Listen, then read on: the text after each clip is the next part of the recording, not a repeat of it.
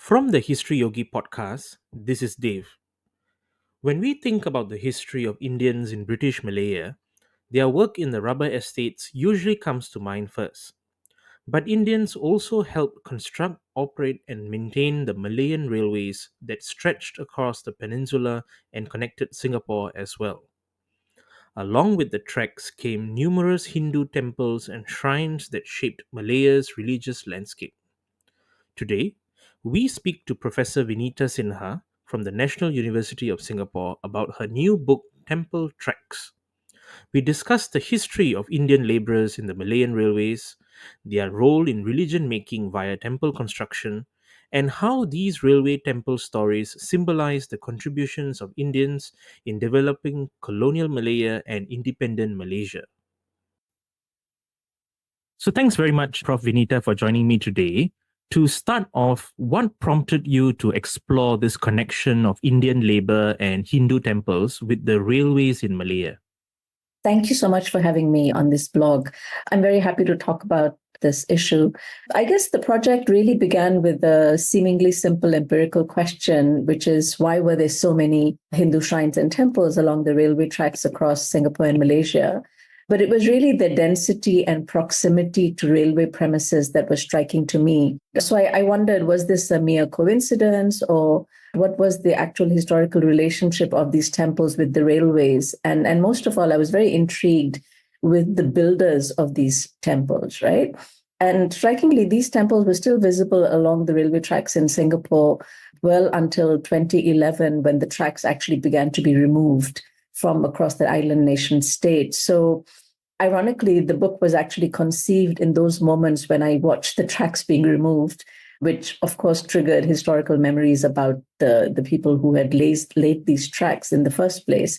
So a kind of a predictable response to the puzzle of temples along the tracks pointed to the Hindu railway labor and personnel who had constructed these early places of worship. But of course, historical data also point to Sikh communities who had built gurdwaras along the railway tracks, as well as some Muslim personnel who had built mosques along the tracks as well. But of course, this is not really a surprise to us, because we know that the labor communities who were employed in ports, harbors, prisons, municipality, mining industry, and rubber plantations were actually, apart from being critical actors in colonial capitalist projects, also materialized the Hindu landscape and the religious landscape in the region. So I wanted to study this phenomenon because I wanted to actually focus the lens on the laborers who had sacralized these landscapes by building shrines and other places of worship for their deities who had journeyed with them to these new lands. Could you briefly share with us the history of railway line construction in colonial Malaya? Right. So, as in other colonies, the pattern and railway networks in British Malaya were determined by the needs of colonial capitalism. And specifically in Malaya, they were determined by the sites of the tin mining industry and its needs. This was the very first impetus for building the railways in Malaya. And then subsequently, of course, the growth of the rubber plantation economy intensified the construction of a transportation network. And this was crucial in a geographical landscape of Malaya, which was dominated by rivers and waterways as traditional modes of transporting goods. So the building of a railway network and then roads were undertaken primarily to link the mines and plantations with the coastal ports. Interestingly, the railways came to Malaya before the road networks, and the railways were first integrated with the river launches well before roads were built, which functioned as feeder to the railways, basically.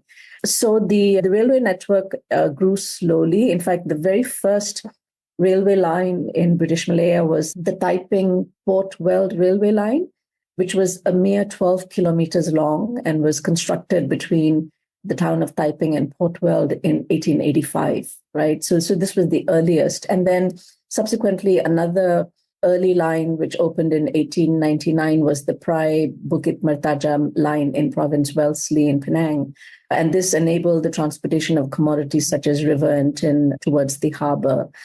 We know that the Federated Malay State Railways was a consolidated railway operator, which was established in 1901. So the FMSR purchased the Singapore government railways in 1913 And this was connected to the Thai railway system in 1918, partially actualizing the British dream of an interconnected pan-Asian railway network. So in 1923, Singapore was connected by causeway to the Malay Peninsula, and the Singapore station at Tanjung Pagar actually became a gateway to Malaya and Thailand by 1932. So in I think less than 4 decades, the FMSR operated a total network of almost 1,700 kilometers along the west and east coasts of Malay Peninsula and in Singapore. So this was quite remarkable. Of course, the West Coast Line was built first, and it was built in sections to cater to the needs of the tin mining and the rubber plantation industries. And on the West Coast, the line ran from Singapore to Padang Besar on the Malaysian-Thai border. And then the East Coast Line, which is actually the lesser known of the network, was 526 kilometers. It's now known as the Jungle Railway, and this was a largely single-track meter gauge which ran from Gemas railway station in the state of Negeri Sembilan to the coastal town of Tumpat in Kelantan, also on the Thai-Malaysian border. So this stretch on the East Coast was functional in sections from as early as 1910, but was only completed in 1931. So really 1931, 32 are the kind of definitive moments when the entire FMSR network was operational, and it was used for communication and for transporting goods, but strikingly also for transporting passengers, which was quite different in the Malayan context, because in many of the other colonies, the colonial railways were really primarily only built for transporting commodities and resources, and at best, some labor and some soldiers. But in Malaya, from very early on, the railways were actually transporting passengers in large numbers as well. So that's the network. And then, of course, the FMSR ran from 1901 to 1947. And then with the various sort of political changes, geopolitical changes that were taking place in the country, it was renamed. And during the Japanese occupation of British Malaya from 1941 to 1945, the entire network, railway network, was under Japanese control, of course. It was renamed Marai Tetsudo, and parts of the railway network suffered tremendous damage and disuse with some of the branch lines and depots being closed. And of course, for the Japanese, they were interested not so much in the Malayan network, but they were interested in prioritizing the building of the Thai-Burma Railway, for which they actually removed construction materials from the FMSR and also diverted is a polite word, railway employees and Tamil laborers from British Malaya in the service of this ambitious military project. I mean, this was a devastating project which destroyed not just the railway network, but also large numbers of Tamil laborers' lives who were kidnapped literally from Malaya and taken to work on the Thai-Burma railway network. So of course it recovered. Subsequently, the railway networks recovered after the war when the British returned. And between 1948 and 1960, the railway functioned as the Malayan Railways. And then with the nationalization of the railways I think it was in 62, we finally had the Kereta Api Tanah Melayu, the KTM, by which name it was known and is still known up to now. What was the labor hierarchy like in the railways, and how were the housing and working conditions like for the lower tier of laborers? Right. So this vast railway network was staffed by a huge labor force, but it was internally differentiated. And scholars like Amarjit Kaur, who have worked on this as a historian on the railway networks, have pointed out that this differentiation was also ethnically segmented, right? And also, of course, class stratification operated as well. So through the colonial period, the railway works saw employment of the indigenous Malays in small numbers, as well as Chinese, Javanese, and largely Indian immigrants in the railway networks. So Amarjit Kaur's research argues that there were basically three types of railway staff in the colonial period. So the managerial elite, which comprised mainly European staff who were paid on a monthly basis. Then you had the kind of subordinate technical and clerical staff, comprising mainly of the Jaffna Tamils, who were also paid on a monthly basis. And together, these two groups ran the railways, right? The last category were the railway workers, and this comprised skilled workers, semi-skilled workers, and unskilled laborers. The skilled workers were largely the Chinese who were employed as mechanics and fitters and blacksmiths, electricians, etc. The semi-skilled workers were mainly Indians who were signalmen, lampmen, pointsmen, etc. But the unskilled laborers were predominantly from South India, and they are the ones who laid the tracks and maintained the tracks, right? So this third group was of railway employees paid on a daily basis, and they were housed in accommodation, which has been described as coolie lines, right? Labor lines, very often along the railway tracks themselves, as well as in the vicinity of the railway depots, stations, and workshops. So from very early on, the Indians were employed in very large numbers and dominated the railway workforce. But what's striking is that, as in the rest of the civil service in the colonies, there were differentiated benefits for different categories of railway workers, right? So housing, travel, wages, and health policies were different for British and non-British personnel. For example, only the British were allowed to travel in first-class carriages in India and in other British colonies. Of course, hypocritically, the British civil servants paid themselves more, ensured more hygienic and sanitary living conditions for themselves, and they enjoyed good housing and medical care. The lowest category of the railways workforce, the unskilled laborers, were housed in what were called Class 11 accommodation. So in urban locales, these translated into cement barracks with a hall and a bedroom and a kitchen with shared toilets and bathrooms. And they were typically located outside and behind the lines. Each barrack housed 7 to 8 living units. And this was in the urban centers. The barracks and coolie lines along the tracks and the wayside stations were wooden barracks mainly, and they were without piped water, drainage, and electricity. So the manual workers living in these dismal conditions were vulnerable to the elements, natural disasters, and suffered from diseases and death. The coolie lines through the early decades of the 20th century were grim and dreary. They didn't have ventilation, did not mean sanitary standards. The housing conditions of what were called the permanent way gangs who lived along the tracks in isolated terrains, these barracks were the least regulated accommodation and most neglected, barring occasional visits from health care workers and sanitary inspectors. So the people who laid the tracks and did the maintenance works were unskilled laborers who had the poorest working and living conditions. Aside from railway infrastructure, your book also explores the role of religion making by these laborers via temple construction. So why did colonial authorities accommodate such religious activities, and how did you trace these temple stories?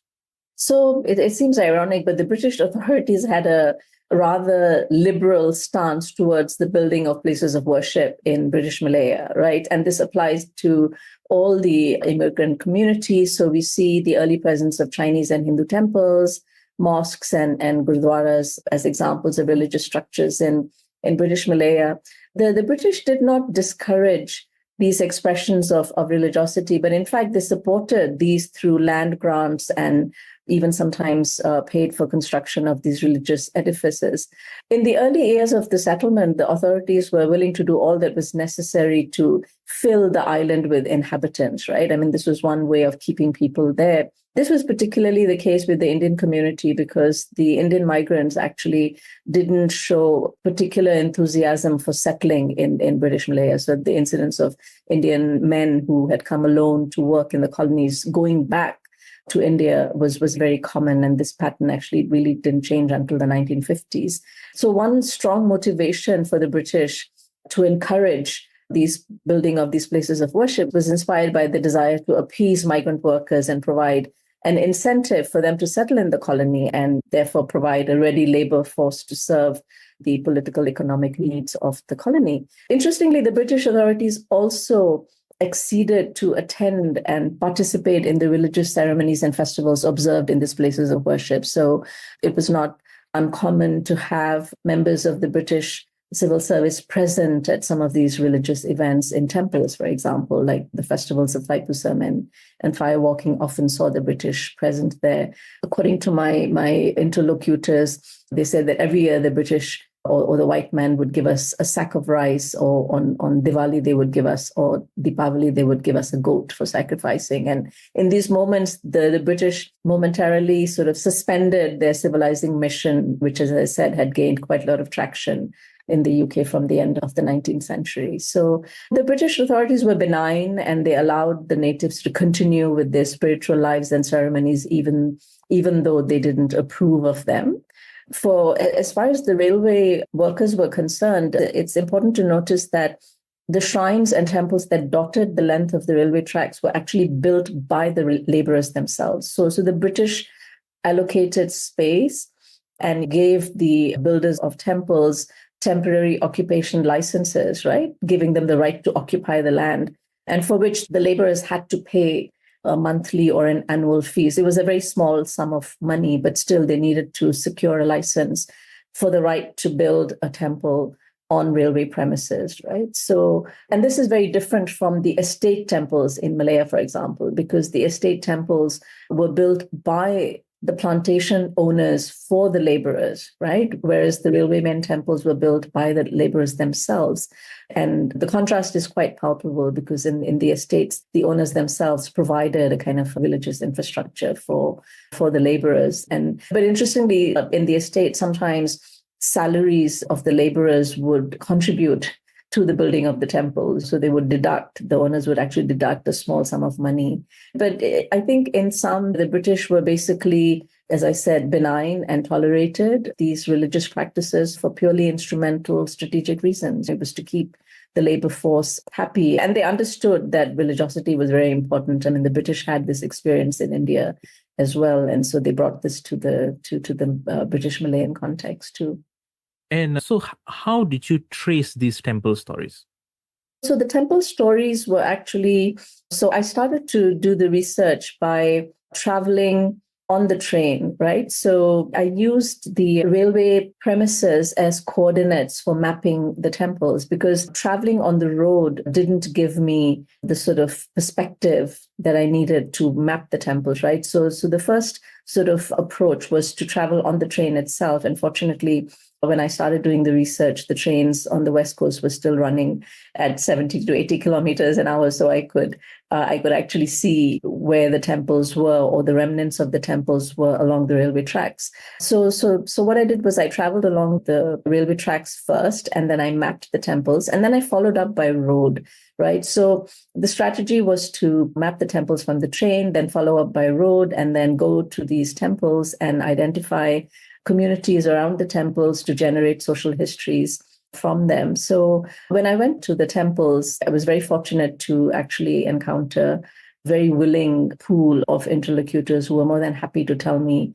the temple stories. And so that's where the idea of the stories comes, right? So initially, when I said to some of my interlocutors that I was interested in mapping or finding out about the history of the temples, most of them said, well, we don't know anything about the history because we were not there and we don't have any documents about the past. We have no evidence, etc.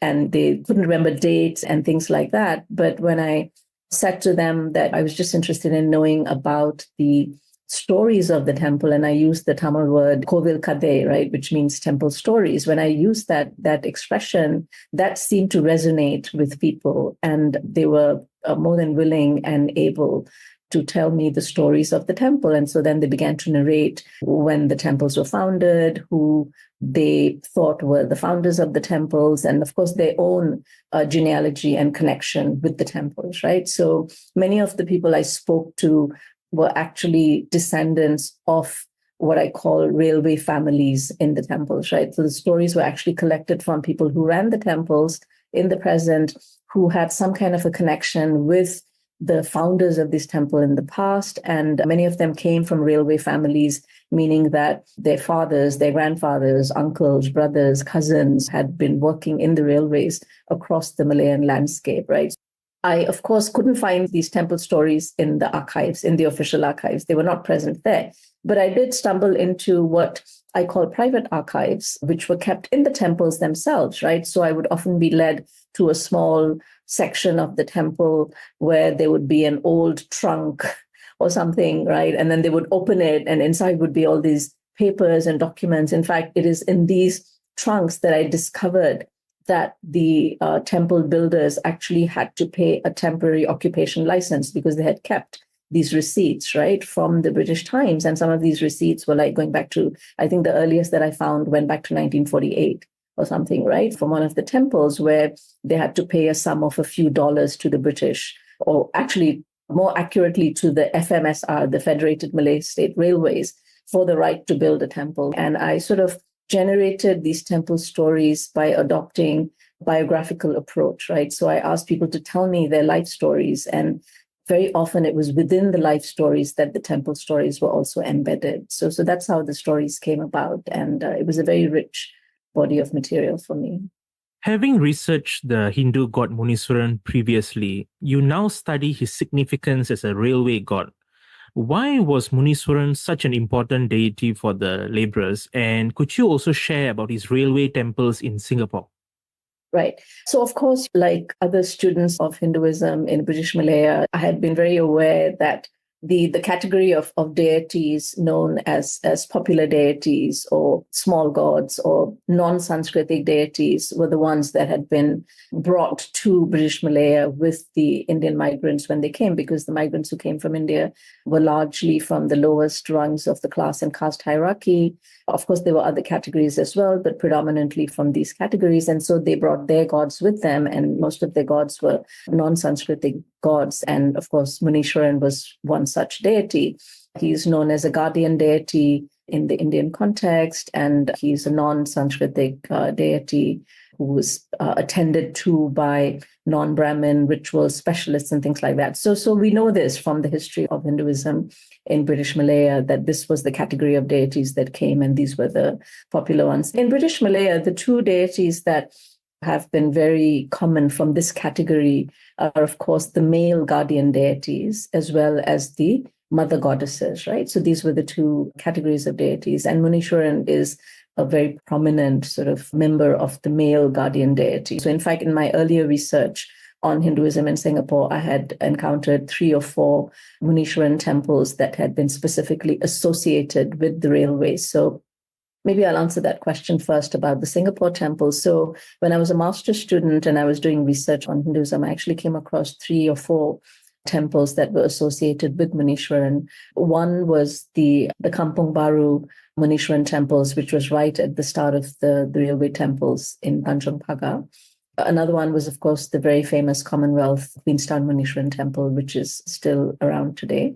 And then also there was a temple along 7.5 miles along Bukit Timah Road, which was also a Muniswaran temple, which was very prominent because it had these 2 life-size figures of white horses that you could see from the road itself, right? And this was also built by railway laborers. So these were the 3 temples that I knew. But in my earlier work, I had never heard of Muniswaran being described as a deity for the railways, right? But in the current work, I consistently heard from my interlocutors that Muniswaran was a railway god. And this really compelled me to interrogate the relationship between the railways and the deity. And I felt that there was something more to this relationship and that I needed to go beyond the idea of a small god and a guardian deity. The one thing that became very clear to me in this leg of the research was that many of my interlocutors who were former railway laborers expressed an affinity between what they denoted as the small people, referring to themselves and manual laborers, and Muniswaran, whom they affectionately call Ayya. And they describe him as a simple man's god or an ordinary worker's god. And they observed that historically the laborers who had built and maintained the railways could not go to the big temples, right, to the Sanskritic agamic temples because of restrictions on temple entry, which operated in British Malaya well into the 1940s and 50s. It was only after the the ban on temple entry was lifted in India, that similar things happened in Singapore. So they were very aware that the laborers could not, from low caste backgrounds, could not go to the big temples and could not pray to the big gods because of their caste background. And so they had to build temples for their own gods, right? So this affinity the deity had with those from lower castes and class backgrounds is, of course, evidenced in the large numbers of temples that were built for Muneeswaran. A dominant sort of narrative about Muneeswaran that I heard this time around was this idea that the Muneeswaran temples were built by KTM laborers. And of course, they want to have Muneeswaran around their workplaces because they feel a sense of protection and safety, right? Which goes back to the idea of Muneeswaran as a guardian deity. But, coming back to this idea of the railways and Muneeswaran, one of the features of Muneeswaran's identity, which is popular with devotees, is that he's free-spirited and he likes to roam and he doesn't like to be frozen and trapped in stillness in these big temples. So his devotees built temples for him under trees, on top of mountains, in jungles, and in wide open natural spaces. And in the case of the railways, my interlocutors who built the temples and who were caring for the temples observed that the railway tracks and the surroundings areas were also sites favored by the deity, right? And they substantiated this by alluding to the rolling, unending features of the tracks themselves, which enabled the movement of trains and emphasized that mobility of all kinds was appealing to the deity, right? So devotees I spoke to explained that the constant movement of the trains was in perfect synchronization with the deity's desire to be on the move as well. And so they thought of him as a railway god. But of course, his identity as a guardian deity was also important because, as we know, railway work was dangerous. It was very demanding. It was hazardous and risk-laden. So clearing dense vegetation and trees and forests, doing earthwork, moving soil, stone and builders, laying tracks. I mean, these were all dangerous works. And we know that a lot of laborers actually lost their lives and they were also hurt the number of accidents that took place during the construction and the maintenance of the railways were also very carefully documented by the British. So under these conditions, my interlocutors argued that given the pressures and dangers of working on the railways, right, the need for protection from a guardian deity assumed a new relevance and resonance in British Malaya. As the railways transition from colonial times to the post-independence era, the role of Indians in the workforce has also sharply declined. How has this evolution affected the railway temples in modern Malaysia? Yeah, so let me return to the first thing I began with, this whole question of how many temples were there. So of course, we know that the railway landscape in Malaysia and Singapore has been dramatically reconfigured. Encounter with urban development, the modernization and electrification of the railways has really transformed the railway landscape. With that, all the surroundings have also been reconfigured. So the sacred landscapes which existed along the railway tracks have also been transformed. And so when I first started the research, as I was moving up on the train northwards from Singapore and Johor, I did wonder how many of these temples would still be there for me to do research on, right? With the sort of Malayanization of the railways, which started as early as the 60s, but really escalated into the 70s and 80s, right? The earlier dominance of the Indians in the railways really began to decline, and many of them were retired at 55 when that used to be the retirement age, and they were not replaced and things like that. So both of these things happening together, right? I really wondered how many temples I was going to find. So at the end of my journeys on the West Coast and the East Coast, I was able to count and list 94 temples that were still marked as railwaymen temples and which functioned and existed, right? And they were not dead spaces, but they were animated, enlivened temples. And so that was quite encouraging to know that despite the modernization and the fact that religious sites, including other sites, had to make way for the modernization of the railways, that in fact a sacred landscape persists, right? And this, of course, happens when the railways were being modernized, when people were being basically ejected from the railways, and there was a turn to mechanized methods of track maintenance. The Indian gangline workers were made redundant. They were no longer housed near the tracks. And so I thought the spaces alongside the new railway tracks would now be bare, marked by absences. There would be no temples, etc. But to my surprise, through the moments of railway infrastructure, the complex and layered processes of religion making in railway premises has been paradoxically renewed and refreshed. The old tracks have fallen into disuse and have been retired, but many of the temples along these tracks have persisted and have been energized, right? And one would have expected that the temples would be vulnerable, but in fact, it's ironic that the temples have shown relative longevity, some of which have even outlasted the hardware of the railway infrastructures which have been replaced by newer and more sophisticated technology. Some of them continue to be in the hands of railway families, and so they're sustained by the descendants of railway laborers. But many have, of course, moved into other hands. But these other communities that have taken over these once upon a time railway temples have found it meaningful to sustain the railway connection in their narratives of the temple stories, right? Of course, now it's very hard for them to build temples, new temples along the railway tracks, because the entire stretch from JB to Padang Besar on the west coast has now been electrified, and they've put up fences to protect people. So a lot of the temples, which would have been earlier built on the inside of the next to the tracks, have now actually migrated to the outside. So it was very striking that even outside the fences that now exist, people are actually returning to the railway tracks as an efficacious site to build new temples, right? So you have this very complex kind of phenomenon where the older temples that were established 100 years ago are still there and are being maintained either by railway families or by others, right? Who remember the railway connection. And then you also have instances of people going back to sites, railway sites, where the temples used to be, if not the exact site, then in the vicinity somewhere, with the desire to establish new temples. So alongside older temples that have persisted, and many Hindus have this notion that once a site has been marked for worship, that even if the physical structure itself is removed, the site itself is animated and continues to be energized. And so it's not uncommon for people to return to places even when temples have disappeared. Finally, your writing process was long and challenging. What stories or interviews would you say encouraged you to keep going during that time?